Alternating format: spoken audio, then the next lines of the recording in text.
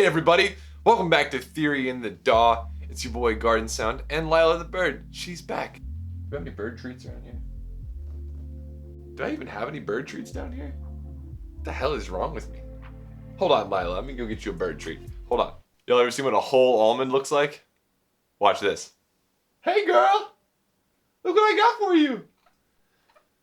She's gonna shell that thing like it's butter. Cool. I'm gonna keep talking now. You work on that almond. Well, ladies and gentlemen, today we're gonna be talking about rhythm and meter.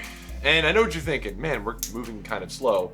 Yeah, we are moving slow. That's the point. What I'm trying to do with this series is really move at a snail's pace and explain the concepts from the ground up at the functional level. And that's kind of what we're doing today. This is Rhythm and Meter. If you haven't seen the first episode, it's gonna be linked in the description below and at the end of this episode. And if you haven't checked out my companion episodes over on Live Producers Online, go check that out. Links in the description below. As I said earlier, today we're gonna be talking about rhythm and meter. And in order to understand meter, we have to understand rhythm. So let's go over to Wikipedia and see what the definition of rhythm is, and then I'll try to explain it verbosely.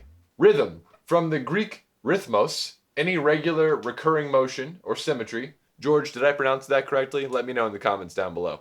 Generally means a movement marked by the regular succession of strong and weak elements, or of opposite or different conditions.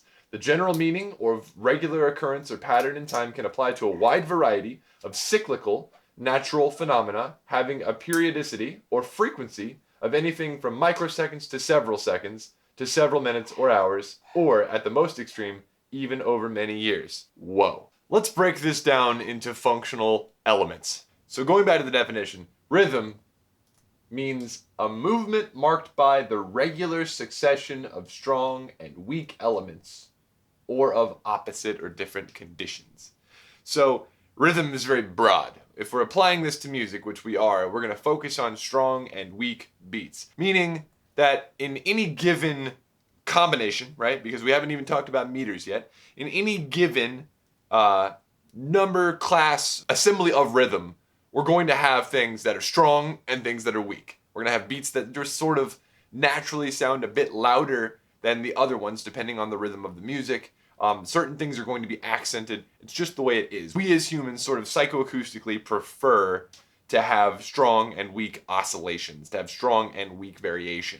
It just makes us more comfortable with the way things sound. Let's move on to the next sentence. The general meaning of regular recurrence or pattern in time can apply to a wide variety of cyclical, natural phenomena having a periodicity or frequency from anything from microseconds to several minutes or hours, or at the most extreme, even over many years. Okay, so this is defining what regular recurrence means in the previous sentence. It's saying that at a certain point in time, the rhythm repeats. Using the word periodicity, right? It's a big word, big textbook word. If you want to sound smart, say periodicity. Say, oh, I like this song's periodicity.